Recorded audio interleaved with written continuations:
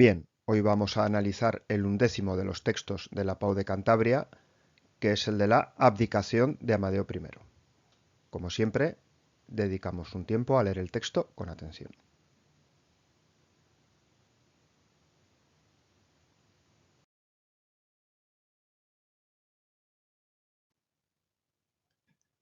En el apartado de clasificación, lo primero que debemos mencionar es que se trata de una fuente primaria, su naturaleza es jurídica, tiene efectos legales, pues es una abdicación, y el autor es Amadeo de Saboya.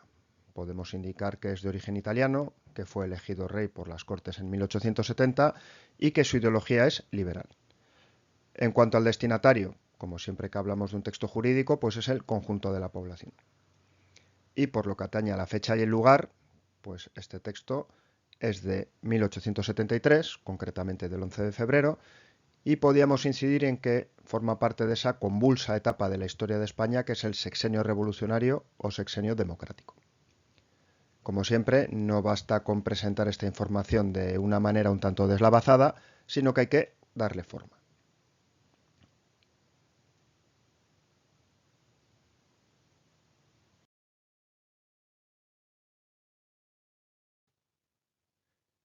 Entrando ya en el análisis, vemos cómo Amadeo comienza el texto haciendo una referencia a su elección como monarca por las Cortes en el año 1870. A partir de aquí lo que vamos a ver es, pues bueno, mucha carga retórica, probablemente debido a la naturaleza del propio texto, es una abdicación real, y también continuas referencias a la conflictividad que va a presidir todo ese sexenio democrático o sexenio revolucionario. Lo vemos ya en el final del primer párrafo y lo vemos de nuevo en el siguiente.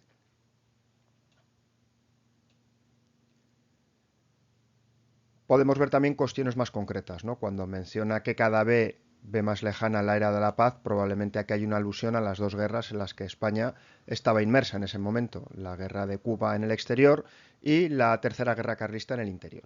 Es una muestra de esa conflictividad.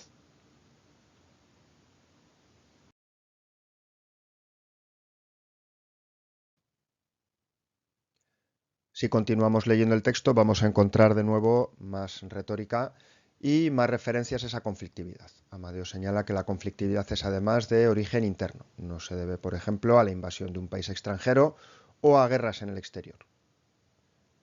Hay una nueva referencia a la guerra carlista y a la guerra de Cuba, cuando menciona ese fragor del combate, y en la parte final hay una referencia a lo que va a ser el gran problema del sexenio, la incapacidad de los partidos políticos para llegar a acuerdos de mínimos entre ellos. Finalmente, Amadeo señala que él siempre ha sido respetuoso con la legislación, con la ley, sabemos que es cierto, es un rey particularmente proclive a acatar las normas y no quiere gobernar fuera de ese marco constitucional. Al verse incapaz de ello, lo que va a hacer es recurrir a la abdicación. Entonces, una vez que ya tenemos todas estas ideas claras, lo que toca es redactar la idea principal. Podría ser algo así. La justificación por parte de Amadeo de su abdicación, argumentando la conflictividad del país y la falta de apoyos.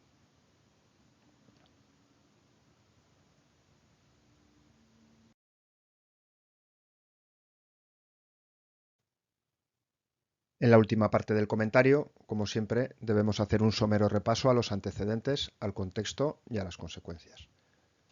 Por lo que atañe a los antecedentes, pues debiéramos empezar por mencionar el fin de la monarquía isabelina.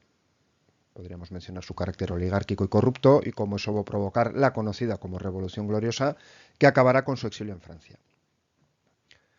Dentro de esa Revolución Gloriosa, pues podríamos mencionar la creación de un gobierno provisional que, entre otros aspectos, pues va a llevar a cabo una convocatoria a elecciones a Cortes Constituyentes y dejar claro también que esas Cortes, además de crear una nueva Constitución, van a tener que elegir a un monarca. Podríamos aprovechar aquí para presentar brevemente a los principales actores políticos, pero conviene dejar clara una cosa para esta parte del comentario. Probablemente el sexenio es uno de los momentos de la historia de España donde pasan, de simplificar un poco, pero bueno, más cosas en menos tiempo, con lo cual vamos a tener que ser particularmente cautos en la síntesis.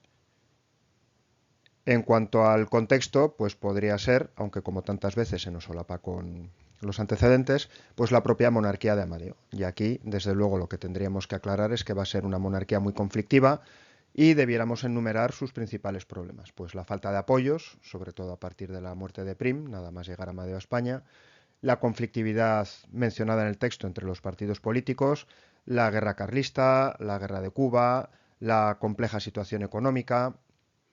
Todo eso es lo que va a llevar a que Amadeo finalmente abdique. Y en cuanto a las consecuencias, pues debiéramos mencionar que en España se va a proclamar la República ese mismo día, que va a ser una república un poco sui generis, porque la mayor parte de los que la van a votar en el Parlamento ni siquiera son republicanos, y que se va a tener que enfrentar a una situación muy compleja. Eso va a llevar a que esa república fracase en apenas un año. A posteriori, bueno, pues tras el golpe de Pavía que dará lugar al gobierno presidencialista de Serrano y el golpe de Martínez Campos, lo que tendremos es el retorno de la monarquía borbónica, la conocida como Restauración, y con ella lo que va a retornar es el control de la vida política, social y económica por parte de la oligarquía.